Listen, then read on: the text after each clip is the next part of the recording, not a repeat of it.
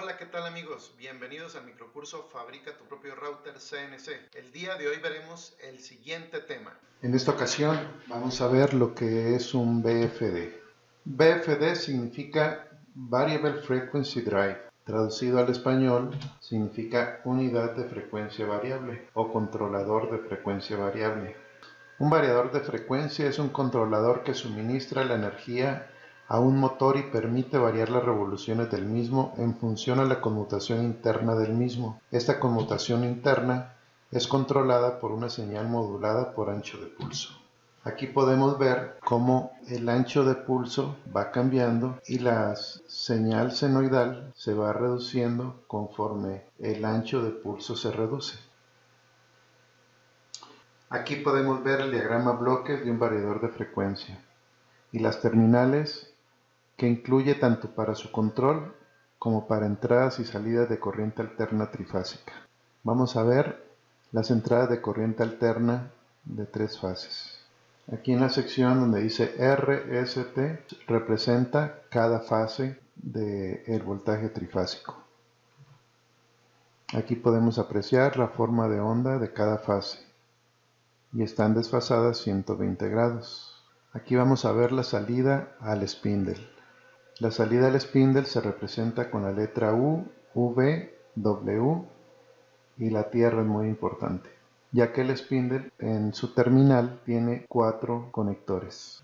Aquí podemos ver en la forma de onda de color azul cómo cuando varía internamente el ancho de pulso representa una amplitud de corriente alterna que varía en función a la frecuencia del ancho de pulso. Obviamente cuando el pulso es más ancho tenemos mayor amplitud de la corriente alterna que alimenta al spindle. Conforme va aumentando la frecuencia o el ancho de pulso va disminuyendo, la amplitud va disminuyendo. Y podemos ver que cuando tenemos la mayor frecuencia o el mínimo ancho de pulso tenemos la mínima amplitud y esto va a repercutir en la velocidad del spindle. Ahora vamos a ver la parte ACM.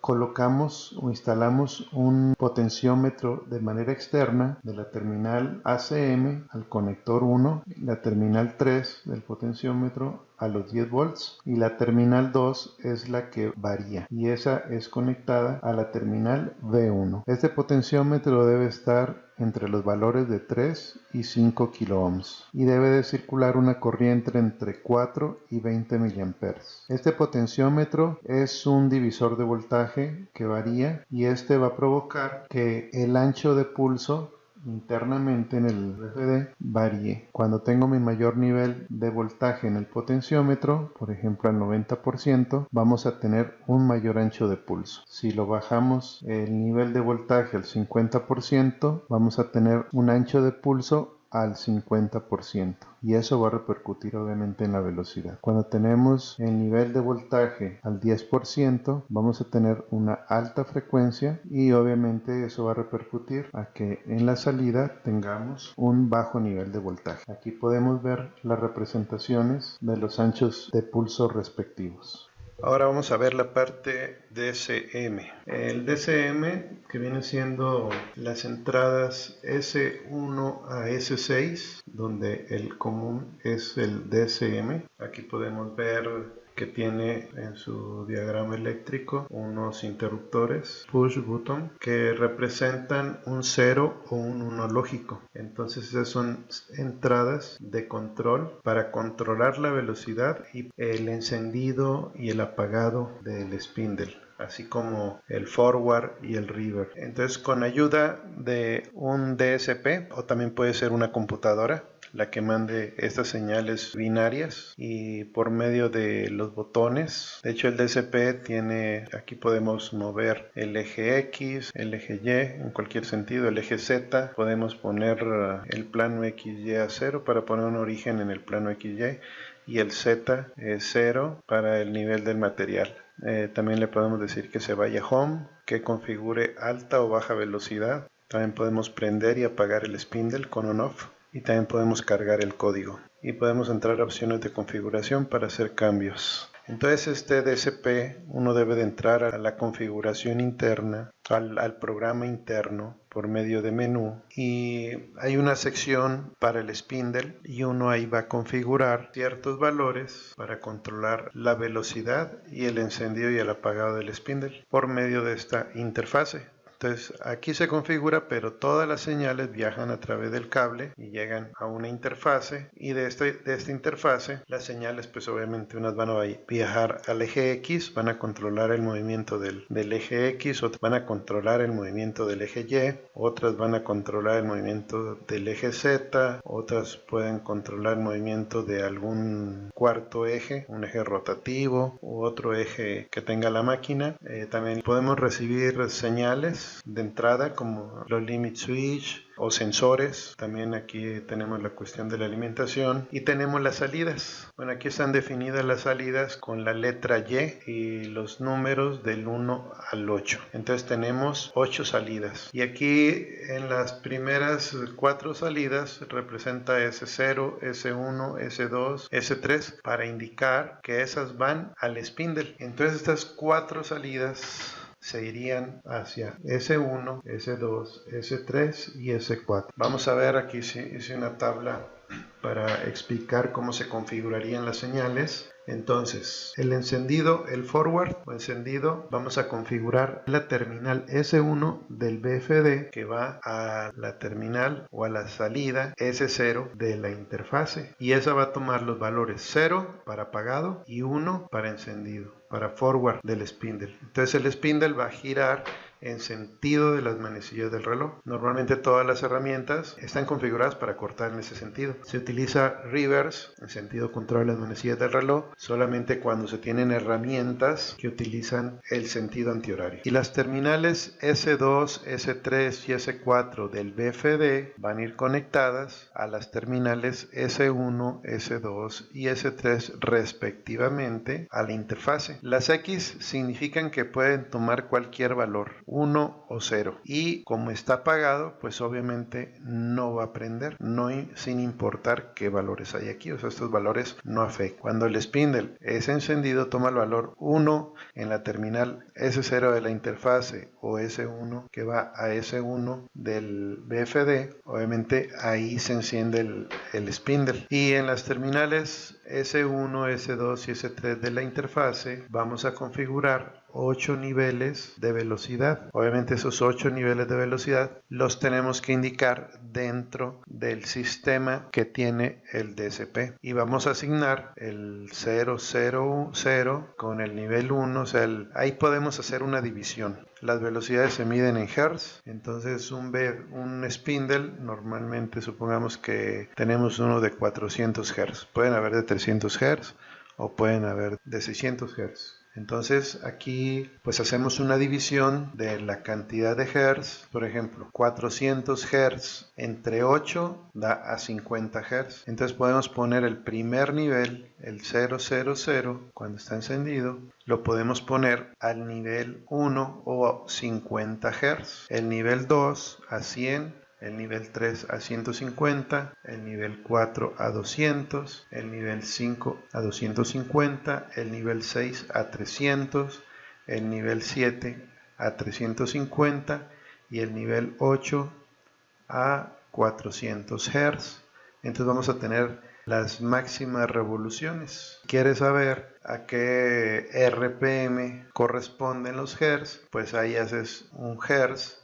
Es un ciclo por segundo, y RPM significa el número de revoluciones por minuto. Bueno, divides entre 60 los RPM para que te dé los Hz y multiplicas por 60 los Hz para que te dé los RPM. Entonces, por ejemplo, en los 400 por 60 da 24.000. 24.000 revoluciones, 24.000 RPM. Y así cada nivel lo puedes multiplicar para saber las revoluciones por minuto del spindle. Pues esa es la forma en la que se configura. Obviamente aquí estamos viendo esto de manera superficial, pero tratando de que la información que te doy aquí te sirva para hacer una configuración de un BFD y de configuración configurar tu spindle. En esta parte pues podemos ver la tablita del manual donde nos dice la terminal S1, S2, S3 hasta S6. Puede tomar valores entre el rango de 0 a 25.